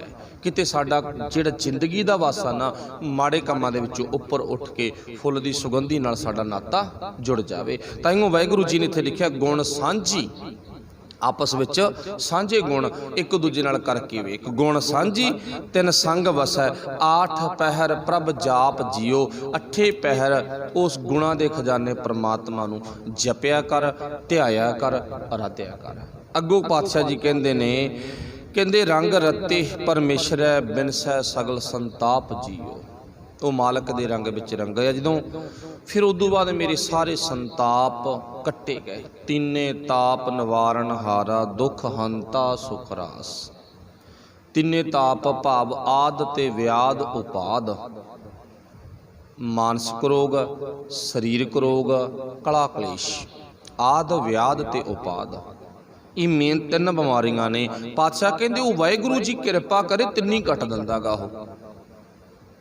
ਆਦ ਵਿਆਦ ਉਪਾਦ, ਮਾਨਸਿਕ, ਸਰੀਰਕ ਤੇ ਕਲਾ ਕਲੇਸ਼, ਉਹ ਸਾਰੀ ਖਤਮ ਕਰ ਦਿੰਦਾ ਗਾ। ਫਿਰ ਬਾਣੀ 'ਚ ਆਪਾਂ ਕੀ ਪੜ੍ਹਦੇ ਹਾਂ? ਸਭ ਦੇ ਯਾਦ ਆਓ ਪੰਗਤੀ, ਤੀਨੇ ਤਾਪ ਨਿਵਾਰਨ ਹਾਰਾ, ਦੁੱਖ ਹੰਤਾ ਸੁਖ ਰਾਸ। ਇੱਥੇ ਪਾਤਸ਼ਾਹ ਜੀ ਕਹਿੰਦੇ ਉਹ ਸਾਰੀ ਰੋਗ ਕੱਟ ਦਿੰਦਾ ਗਾ ਭਾਈ। ਲਾਸਟ ਵਿੱਚ ਪਾਤਸ਼ਾਹ ਜੀ ਕਹਿੰਦੇ ਤੂੰ ਕਰਤਾ ਤੂੰ ਕਰਨਹਾਰ, ਤੂੰ ਹੈ ਏਕ ਅਨੇਕ ਜੀਓ, ਤੂੰ ਖੁਦ ਹੀ ਕਰਤਾ ਪੁਰਖ ਆਪ ਹੈ, ਤੂੰ ਖੁਦ ਹੀ ਇੱਕ ਹੈ, ਤੂੰ ਖੁਦ ਹੀ ਅਨੇਕ ਹੈ। ਤੂੰ ਕਰਤਾ ਪੁਰਖ, ਤੂੰ ਆਪ ਹੀ ਹੈ। ਤੇਰੀ ਸਮਰੱਥਾ, ਤੇਰੀ ਤਾਕਤ ਸਭ ਤੋਂ ਵੱਧ ਕੇ ਹੈ, ਉਹ ਘੱਟ ਨਹੀਂ ਹੈ। ਫਿਰ ਪਾਤਸ਼ਾਹ ਜੀ ਕਹਿੰਦੇ ਤੂੰ ਸਮਰੱਥ, ਤੂੰ ਸਰਬ ਮੈਂ, ਮੇਰੇ ਵਿੱਚ ਕੁਛ ਨਹੀਂ। ਤੂੰ ਸਮਰੱਥ, ਸਰਬ ਕੁਛ ਤੇਰੇ ਕੋਲ ਹੀ ਸਭ ਕੁਛ ਹੈ, ਤੇਥੋਂ ਬਿਨਾਂ ਹੋਰ ਕੁਛ ਨਹੀਂ ਹੈ। ਸਮਝ ਗਏ ਨਾ? ਇੱਕ ਉਦਾਹਰਨ ਲਾ ਲਓ ਵੀ ਬੰਦਾ ਕਈ ਵਾਰ ਭੁਲੇਖੇ ਦੇ ਵਿੱਚ ਪੈ ਕੇ ਕਹਿ ਦਿੰਦਾ ਵੀ ਮੈਂ ਸਭ ਕੁਛ ਕਰਤਾ ਧਰਤਾ ਹਾਂ, ਮੇਰੇ ਬਿਨਾਂ ਕੁਛ ਨਹੀਂ ਹੁੰਦਾ। ਪਰ ਸੱਚ ਜਾਣਿਓ ਉਹ ਵਾਹਿਗੁਰੂ ਪਰਮਾਤਮਾ ਦੀ ਤਾਕਤ ਹੀ ਹੈ ਜਿਹੜੀ ਸਾਰਾ ਕੁਛ ਬੰਦੇ ਤੋਂ ਕਰਵਾ ਰਹੀ ਆ। ਅੱਛਾ, ਜਿਹੜਾ ਭੱਜਦਾ, ਮੰਨ ਲਓ ਜਿਹੜੇ ਨੇ ਚਾਹਿਆ ਵੀ ਮੈਂ ਸੂਰਜ ਨੂੰ ਪਲੀਤ ਕਰ ਦੇਵਾਂ, ਗੰਧਲਾ ਕਰ ਦੇਵਾਂ, ਸੂਰਜ ਵੱਲ ਥੁੱਕਣਾ ਸ਼ੁਰੂ ਕਰ ਦੇਵੇ, ਉਲਟਾ ਕੀ ਹੋਊ ਆਪਾਂ ਨੂੰ ਸਭ ਨੂੰ ਪਤਾ। ਉਲਟ ਕਹਾਣੀ ਆ ਨਾ, ਉਹਨੂੰ ਕੋਈ ਫਰਕ ਨਹੀਂ ਪੈਂਦਾ ਤੇ ਮੈਲੇ ਖੁਦ ਅਸੀਂ ਆਪ ਹੋਵਾਂਗੇ, ਗੰਦ ਨਾਲ ਅਸੀਂ ਖੁਦ ਆਪ ਲਿਬੜਾਂਗੇ। ਉਹ ਪਰਮਾਤਮਾ ਇਵੇਂ ਆ, ਭਾਵ ਇੱਕ ਬਹੁਤ ਵੱਡਾ ਸੂਰਜ ਹੈ, ਗੁਣਾਂ ਦਾ ਸਮੁੰਦਰ ਹੈ, ਗੁਣਾਂ ਦਾ ਖਜ਼ਾਨਾ ਹੈ। ਉਹਨੂੰ ਕੋਈ ਅੰਤਰ ਨਹੀਂ, ਉਹਨੂੰ ਕੋਈ ਫਰਕ ਨਹੀਂ ਪੈਂਦਾਗਾ। ਬਸ ਜੇ ਗੰਦਲਾਪਣ ਹੋਵੇਗਾ ਤਾਂ ਉਹ ਸਾਡੀ ਜ਼ਿੰਦਗੀ 'ਚ ਹੀ ਆਵੇਗਾ। ਠੀਕ ਹੈ ਨਾ? ਲਾਸਟ ਵਿੱਚ ਫਿਰ ਪਾਤਸ਼ਾਹ ਜੀ ਕਹਿੰਦੇ ਤੂੰ ਸਮਰੱਥ, ਤੂੰ ਸਰਬ ਮੈਂ, ਤੂੰ ਹੈ ਬੁੱਧ ਵਿਵੇਕ ਜੀਓ, ਤੇਰੇ ਕੋਲ ਹੀ ਸਭ ਤੋਂ ਸਿਆਣੀ ਬੁੱਧੀ ਆ ਸੱਚੇ ਪਾਤਸ਼ਾਹ। ਤੂੰ ਕਿਰਪਾ ਕਰੇ ਆਪਣੀ ਸਿਆਣਪ ਦੇ ਵਿੱਚੋਂ ਮੈਨੂੰ ਥੋੜ੍ਹੀ ਬਹੁਤੀ ਸਿਆਣਪ ਆ ਜਿਹੜੀ ਉਧਾਰੀ ਦੇ ਦਿਆ ਕਰ। ਦੁਨੀਆ ਦੇ ਵਿੱਚ ਕਿਸੇ ਕੋਨੇ ਵਿੱਚ ਸਿਆਣਪ ਨਹੀਂ ਹੈ।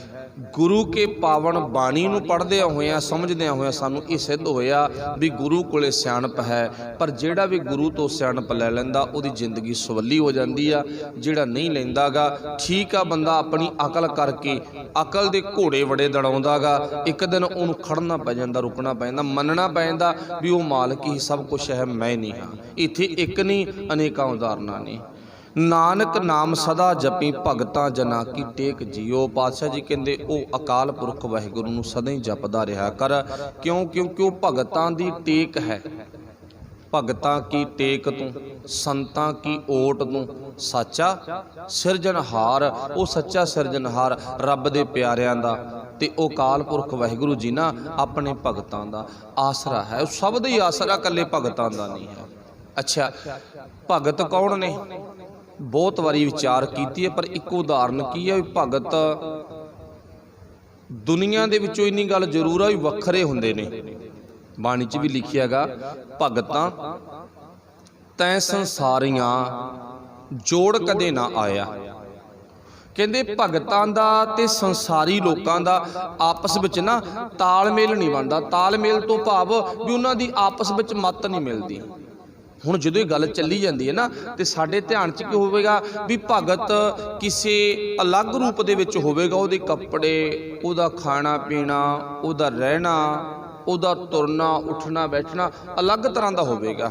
ਆਪਣੇ ਧਿਆਨ 'ਚ ਕੀ ਆਵੇਗਾ ਖਿਆਲ ਵੀ ਜਿਹੜੇ ਨੂੰ ਭਗਤ ਗੁਰੂ ਸਾਹਿਬ ਕਹਿੰਦੇ ਆ ਨਾ, ਉਹ ਭਾਈ ਦੁਨੀਆ ਦੇ ਵਿੱਚੋਂ ਨਿਵੇਕਲਾ ਹੋਵੇਗਾ। ਕੱਪੜੇ ਲੀੜਿਆਂ ਕਰਕੇ, ਆਪਣੀ ਰਿਹਾਇਸ਼ ਕਰਕੇ, ਖਾਣ ਪੀਣ ਕਰਕੇ, ਉਹਨੇ ਗੇਰੂਗੇ ਰੰਗ ਦੇ, ਲਾਲ ਰੰਗ ਦੇ, ਹਰੇ ਰੰਗ ਦੇ, ਇਦਾਂ ਦੇ ਉਹਨੇ ਕੋਈ ਧਰਮੀ ਪਹਿਰਾਵਾ ਪਹਿਨਿਆ ਹੋਵੇਗਾ, ਉਹਨੂੰ ਗੁਰੂ ਸਾਹਿਬ ਭਗਤ ਕਹਿੰਦੇ ਨੇ। ਮਾਫ ਕਰਨਾ, ਆਪਾਂ ਵਾਰ-ਵਾਰ ਤਕਰੀਬਨ ਹਰ ਰੋਜ਼ ਹੀ ਬੇਨਤੀ ਕਰਦੇ ਹਾਂ, ਜਦੋਂ ਆਪਾਂ ਇਸ ਗੱਲ ਨੂੰ ਸਮਝ ਗਏ ਨਾ ਉਹਦੇ ਆਪਾਂ ਭਵਰੇ ਬਣ ਗਏ ਤੇ ਨਹੀਂ ਉਹਨਾਂ ਚਿਰ ਆਪਾਂ ਡੱਡੂ ਆਂਗੇ। ਗੁਰੂ ਪਾਤਸ਼ਾਹ ਜੀ ਨੇ ਪਹਿਲਾਂ ਉਦਾਹਰਨ ਦਿੱਤੀ ਸੀ। ਪਾਤਸ਼ਾਹ ਜੀ ਕਹਿੰਦੇ ਵੀ ਡੱਡੂ ਤੇ ਕਵਲ ਦੇ ਫੁੱਲ ਦੇ ਕੋਲੇ ਰਹਿੰਦਾ, ਭਵਰਾ ਵੀ ਕਵਲ ਦੇ ਫੁੱਲ ਦੇ ਕੋਲੇ ਰਹਿੰਦਾ, ਪਰ ਦੋਨਾਂ ਵਿੱਚ ਅੰਤਰ ਬੜਾ। ਠੀਕ ਹੈ ਨਾ? ਅਸੀਂ ਭਵਰੇ ਕਦੋਂ ਬਣਾਂਗੇ? ਜਦੋਂ ਅਸੀਂ ਸਮਝ ਗਏ ਭਗਤ ਕੌਣ ਆ। ਅੱਛਾ, ਹੁਣੇ ਪੁੱਛੀਏ ਕਿਹਨੂੰ ਵੀ ਭਗਤ ਕੌਣ ਆ, ਤੇ ਆਪਾਂ ਇਹ ਬਸ ਬਾਹਲੀ ਦੂਰ ਨਾ ਜਾਵੋ। ਆਪਾਂ ਕੇਵਲ ਤੇ ਕੇਵਲ ਜਿਹੜੀ ਸਾਡੀ ਰੋਜ਼ਾਨਾ ਦੀ ਪ੍ਰਚਲਿਤ ਬਾਣੀ ਹੈ, ਬਹੁਤਿਆਂ ਦੀ ਜਵਾਨੀ ਕੰਠ ਵੀ ਹੋਵੇਗੀ, ਜਪਜੀ ਸਾਹਿਬ ਦਾ ਪਾਠ। ਹੁਣ ਜਪਜੀ ਸਾਹਿਬ ਦੇ ਪਾਠ ਵਿੱਚ ਕੀ ਲਿਖਿਆ ਗਾ? ਪਾਤਸ਼ਾਹ ਜੀ ਕਹਿੰਦੇ ਨਾ ਬਿਨ ਗੁਣ ਕੀਤੇ ਭਗਤ ਨਾ ਹੋਏ। ਕਹਿੰਦੇ ਜਿਹਦੇ 'ਚ ਗੁਣ ਨਹੀਂ ਹੈ ਉਹ ਭਗਤ ਨਹੀਂ ਹੈ। ਅੱਛਾ, ਜਿਨ੍ਹਾਂ ਨੂੰ ਅਸੀਂ ਭਗਤ ਮੰਨਿਆ ਉਹਨਾਂ 'ਚ ਗੁਣ ਹੈ ਹੀ ਕੋਈ ਨਹੀਂਗਾ, ਉਹ ਤਾਂ ਵਿਚਾਰੇ ਰੋਟੀਆਂ ਭੰਨਣਗੇ। ਜਿਹੜੇ ਰੋਟੀਆਂ ਭੰਨਣੇ ਉਹਨਾਂ ਦੀ ਸੰਸਾਰ ਨੂੰ ਕੋਈ ਦੇਣ ਹੈ ਨਾ। ਜਿਨ੍ਹਾਂ 'ਚ ਗੁਣ ਸੀ ਉਹਨਾਂ ਨੇ ਸੰਸਾਰ ਨੂੰ ਬਹੁਤ ਕੁਝ ਦਿੱਤਾ, ਤੇ ਜਿਨ੍ਹਾਂ ਨੇ ਖੋਜ ਤੇ ਆਪਣਾ ਜੀਵਨ ਲਾਉਣਾ ਸ਼ੁਰੂ ਕਰਤਾ ਨਾ, ਸੰਸਾਰ ਨੂੰ ਕੁਝ ਦੇਣ ਦੇ ਲਈ, ਸੰਸਾਰ ਨੂੰ ਸੌਖਾ ਕਰਨ ਦੇ ਲਈ ਕੁਝ ਉਪਰਾਲਾ ਸ਼ੁਰੂ ਕਰ ਦਿੱਤਾ। ਤੇ ਚੇਤਾ ਰੱਖਿਓ, ਉਹਦਾ ਪਰਿਵਾਰ ਨਾਲੋਂ, ਆਪਣੇ ਸੰਸਾਰ ਨਾਲੋਂ ਨਾਤਾ ਥੋੜਾ ਜਿਹਾ ਵੱਖਰਾ ਹੋ ਜਾਂਦਾ ਗਾ। ਜਿਵੇਂ ਮਿਰਗਾ ਨਾ ਕਸਤੂਰੀ ਵਾਲਾ, ਉਹਦਾ ਆਪਣੇ ਭਰਾਵਾਂ ਨਾਲੋਂ, ਆਪਣੇ ਭਾਈਚਾਰੇ ਨਾਲੋਂ ਸਾਰੇ ਦਾ ਸਾਰਾ ਸੁਭਾਅ ਵੱਖਰਾ ਹੋ ਜਾਂਦਾ, ਫਰਕ ਪੈ ਜਾਂਦਾ। ਉਹ ਰਹਿੰਦਾ ਵੀ ਅਲੱਗ ਆ। ਦੇਖੋ, ਉਹ ਨਾਲ ਜੁੜ ਕੇ ਰਹਿੰਦਾ ਗਾ, ਰਹਿੰਦਾ ਅਲੱਗ ਆ। ਉਹ ਕਹਿੰਦਾ ਮੈਂ ਹੁਣ ਤੁਹਾਡੇ ਵਿੱਚ ਬੈਠਾ ਚੰਗਾ ਨਹੀਂ ਲੱਗਦਾ, ਰਹਿੰਦਾ ਅਲੱਗ ਹੈ। ਉਹਦਾ ਸੁਭਾਅ ਸਹਿਜ ਵਿੱਚ ਆ ਜਾਂਦਾ, ਧੌਣ ਨੀਵੀਂ ਕਰਕੇ ਰੱਖਦਾ, ਕਾਲੇ ਨਹੀਂ ਪੈਂਦਾ, ਡਰਦਾ ਨਹੀਂ ਹੈ। ਭਾਵ ਉਹਦਾ ਸੁਭਾਅ ਇਦਾਂ ਦਾ ਬਣ ਜਾਂਦਾ। ਬਾਣੀ ਵਿੱਚ ਉਦਾਹਰਨ ਦਿੱਤੀ ਆ, ਜਿਨ੍ਹਾਂ ਨੇ ਭਗਤਾਂ ਵਾਲਾ ਜੀਵਨ ਅਪਣਾ ਲਿਆ ਨਾ, ਫਿਰ ਪਾਤਸ਼ਾਹ ਜੀ ਕਹਿੰਦੇ ਉਹ ਕਸਤੂਰੀ ਵਾਲੇ ਮਿਰਗ ਵਰਗਾ ਬਣ ਜਾਂਦਾ। ਭਾਈ ਅਸੀਂ ਇਸ ਗੱਲ ਨੂੰ ਸਮਝਣਾ, ਚਲੋ ਜਿੱਦੇ ਭਗਤ ਬਣਾਂਗੇ ਮਹਾਰਾਜ ਕਿਰਪਾ ਕਰੇ ਕਿਸ ਦਿਨ ਬਣਦੇ ਆ, ਪਰ ਆਪਾਂ ਸਮਝਣਾ ਇਹ ਆ ਵੀ ਭਗਤ ਜਾਂ ਸਾਧ ਜਾਂ ਬ੍ਰਹਮ ਗਿਆਨੀ ਜਾਂ ਸੰਤ ਜਾਂ ਕਿਤੇ ਵੀ ਗੁਰੂ ਦੀ ਗੱਲ ਆਉਂਦੀ ਆ ਤਾਂ ਉਹ ਪਾਤਸ਼ਾਹ ਨੇ ਗੁਣਾਂ ਦੇ ਧਾਰਨੀ ਬੰਦੇ ਨੂੰ ਹੀ ਇਹ ਗੱਲ ਕਹੀ ਆ। ਤੇ ਨਹੀਂ ਦੂਜੇ ਪਾਸੇ ਲਿਖਿਆ ਨਾ, ਸਾਧੋ ਮਨ ਕਾ ਮਾਨ ਤਿਆਗੋ। ਤੁਸੀਂ ਤਾਂ ਬਿਨਾਂ ਗੱਲ ਤੋਂ ਹੰਕਾਰ ਕਰੀ ਬੈਠੋ, ਯਾਰ ਦੇਣ ਕੀ ਹੈ ਤੁਹਾਡੀ। ਜਿਨ੍ਹਾਂ ਦੀ ਕੋਈ ਸੰਸਾਰ ਨੂੰ ਦੇਣਾ ਉਹ ਹੰਕਾਰੀ ਨਹੀਂ ਹੁੰਦੇਗੇ। ਹੁਣ ਜਿਨ੍ਹਾਂ ਵਿੱਚ ਗੁਣ ਸੀ, ਫਿਰ ਉਹ ਭਗਤ ਸਭ ਤੋਂ ਪਹਿਲਾਂ ਬਾਬੇ ਨਾਨਕ ਨੇ ਇਕੱਠੇ ਕਰਨੇ ਸ਼ੁਰੂ ਕੀਤੇ ਆ। ਗੁਰੂ ਨਾਨਕ ਸਾਹਿਬ ਨੇ ਸਭ ਤੋਂ ਪਹਿਲਾਂ ਬਾਬਾ ਫਰੀਦ ਸਾਹਿਬ ਜੀ ਦੀ ਬਾਣੀ ਇਕੱਤਰ ਕੀਤੀ। ਕਿਉਂਕਿ ਬਾਬਾ ਗੁਰੂ ਨਾਨਕ ਸਾਹਿਬ ਨੂੰ ਨਾ ਭਗਤ ਫਰੀਦ ਸਾਹਿਬ ਦੀ ਬਾਣੀ ਪੜ੍ਹਨ ਤੋਂ ਬਾਅਦ, ਸੁਣਨ ਤੋਂ ਬਾਅਦ ਪਤਾ ਲੱਗਿਆ ਵੀ ਬੜੀ ਗੁਣਾਂ ਦੀ ਗੱਲ ਕੀਤੀ ਹੈਗੀ। ਉਹ ਕੌਣ ਇਨਸਾਨ ਹੋਇਆ ਜਿਹਨੇ ਇੰਨੇ ਸੋਹਣੇ ਲੇਖ, ਇੰਨੀ ਸੋਹਣੀ ਬਾਣੀ, ਇੰਨੀ ਸੋਹਣੀ ਕਾਵ ਰਚਨਾ ਕੀਤੀ ਆ। ਉਹ ਕੌਣ ਵਿਅਕਤੀ ਆ? ਗੁਰੂ ਨਾਨਕ ਸਾਹਿਬ ਦਾ ਪੈਰ ਬਾਬਾ ਫਰੀਦ ਸਾਹਿਬ ਜੀ ਵੱਲ ਆਪਣੇ ਆਪ ਚੱਲ ਪਿਆ, ਆਪਣੇ ਆਪ ਚੱਲ ਪਿਆ, ਗਿਆ ਤੇ ਜਾ ਕੇ ਬਾਣੀ ਪ੍ਰਾਪਤ ਕੀਤੀ, ਇਕੱਠੀ ਕੀਤੀ। ਤੇਰੀ ਬਾਣੀ ਮੈਨੂੰ ਸਾਰੂਗੀ ਦੇ, ਇਹ ਬਾਣੀ ਬੜੀ ਵਧੀਆ ਹੈਗੀ। ਤੇ ਕਦੇ ਪੋਥੀਆਂ ਲੈ ਕੇ ਕਾਨਾ, ਸੱਜੂ, ਸ਼ਾਹ ਹੁਸੈਨ, ਪੀਲੂ ਵਰਗੀ, ਆਪਾਂ ਨੂੰ ਪਤਾ ਨਾ ਗੁਰੂ ਕੋਲੇ ਆਉਂਦੇ ਸਾਡੀ ਬਾਣੀ ਵਿੱਚ ਵਾਲਾ ਪਾਤਸ਼ਾਹ ਜਵਾਬ ਦਿੰਦੇ ਨੇ, ਕਿਉਂਕਿ ਤੁਸੀਂ ਲਾਇਕ ਨਹੀਂ। ਤੇ ਜਿਹੜੀ ਲਾਇਕ ਸੀ ਉਹਨਾਂ ਦੇ ਮੈਂ ਘਰੇ ਜਾ ਕੇ ਵੀ ਬਾਣੀ ਲੈ ਲਈ। ਬਸ ਕਹਿਣ ਤੋਂ ਭਾਵ ਭਗਤ ਕੌਣ ਨੇ? ਜਿਨ੍ਹਾਂ ਵਿੱਚ ਗੁਣ ਨੇ। ਆਪਾਂ ਗੁਣਾਂ ਦੇ ਧਾਰਨੀ ਭਰਾ ਨੂੰ ਭਗਤ ਦਾ ਰੂਪ ਦੇ ਸਕਦੇ ਆ। ਇਹ ਨਾ ਮੰਨੋ ਜਿਹਦੇ ਪੈਂਟ ਸ਼ਰਟ ਪਾਈ ਆ, ਇਹਦੇ ਕਮੀਜ਼ ਕੁੜਤਾ ਪਾਇਆਗਾ, ਜਾਂ ਇਹਦੇ ਕਿਸੇ ਤਰ੍ਹਾਂ ਦੇ ਹੋਰ ਪਹਿਰਾਵੇ ਪਾਏ ਨੇ, ਵੀ ਅਸੀਂ ਤਾਂ ਇਕੱਲੇ ਚੋਲੇ ਵਾਲੇ ਨੂੰ ਭਗਤ ਕਹਾਂਗੇ। ਨਾ, ਚੋਲੇ ਵਾਲੇ ਨੂੰ ਨਹੀਂ। ਭਾਵ ਜੇ ਚਲੋ ਜਿਹਦੇ 'ਚ ਗੁਣ ਆ, ਚੋਲਾ ਵੀ ਪਾਲੇ, ਕੋਈ ਵੱਡੀ ਗੱਲ ਨਹੀਂ ਹੈ, ਕੋਈ ਬਹੁਤ ਵੱਡੀ ਗੱਲ ਨਹੀਂ। ਖੁੱਲੇ ਡੁੱਲੇ ਕੱਪੜੇ ਵਧੀਆ ਮੌਜ ਆ, ਪਰ ਇਦਾਂ ਕੱਪੜੇ ਵੇਖ ਕੇ ਭਗਤਾਂ ਵਾਲਾ ਰੂਪ ਨਹੀਂ ਦੇਣਾ। ਪਰ ਪਾਤਸ਼ਾਹ ਜੀ ਕਹਿੰਦੇ ਗੁਣ ਦੇਖ ਕੇ ਆਪਾਂ ਭਗਤਾਂ ਵਾਲਾ ਰੂਪ ਦੇਣਾ। ਇੱਕ ਕਿਸਾਨ ਆ, ਉਹ ਭਗਤ ਆ। ਗੁਣ ਆ ਉਹਦੇ 'ਚ ਫਸਲ ਬੀਜਦਾ, ਕਿਵੇਂ ਝਾੜ ਪ੍ਰਾਪਤ ਕਰਨਾ, ਕਿਵੇਂ ਬਿਧ ਤੋਂ ਬਚਾ ਕੇ ਰੱਖਣੀਆਂ। ਗੁਣ ਆ ਨਾ। ਇੱਕ ਸਾਡੇ ਘਰ ਵਿੱਚ ਮਾਂ, ਭੈਣ, ਬੱਚੀ ਦੇ ਰੂਪ 'ਚ ਕੋਈ ਵੀ ਆ ਭੈਣ, ਤੇ ਦੇਖੋ ਕਿਵੇਂ ਰੋਟੀ ਪਾਣੀ, ਭੋਜਨ ਪਾਣੀ ਤਿਆਰ ਕਰਕੇ ਆਏ ਗਏ ਨੂੰ ਸਾਨੂੰ ਰੋਜ਼ ਖਵਾਉਂਦੇ ਨੇਗੇ। ਖਵਾਉਂਦੇ ਨੇ, ਉਹਨਾਂ 'ਚ ਗੁਣ ਆ, ਕੁਆਲਿਟੀ ਆ। ਤੇ ਉਹ ਕੰਮ ਹੁਣ ਬੰਦਾ ਕਰੇਗਾ ਨਹੀਂ। ਗੁਣ ਕਿਹਦੇ 'ਚ ਨੇ? ਉਹ ਭਗਤ ਆ ਬਸ। ਇਸੇ ਕਰਕੇ ਗੁਰੂ ਸਾਹਿਬ ਜੀ ਨੇ ਸਾਨੂੰ ਸਮਝਾ ਦਿੱਤਾ। ਸੋ ਸਭ ਦਾ ਧੰਨਵਾਦ। ਇੱਥੋਂ ਤੱਕ ਵਿਚਾਰ ਸਮਾਪਤ ਆ। ਬੋਲਦਿਆਂ ਤੋਂ ਅੱਖਰ ਵੱਧ ਘੱਟ ਰਹਿ ਜਾਂਦਾ। ਗੁਰੂ ਤੇ ਗੁਰੂ ਕੀ ਸੰਗਤ ਬਖਸ਼ਣ ਯੋਗ ਹੈ। ਸਭ ਦਾ ਧੰਨਵਾਦ ਜੀ। ਵਾਹਿਗੁਰੂ ਜੀ ਕਾ ਖਾਲਸਾ, ਵਾਹਿਗੁਰੂ ਜੀ ਕੀ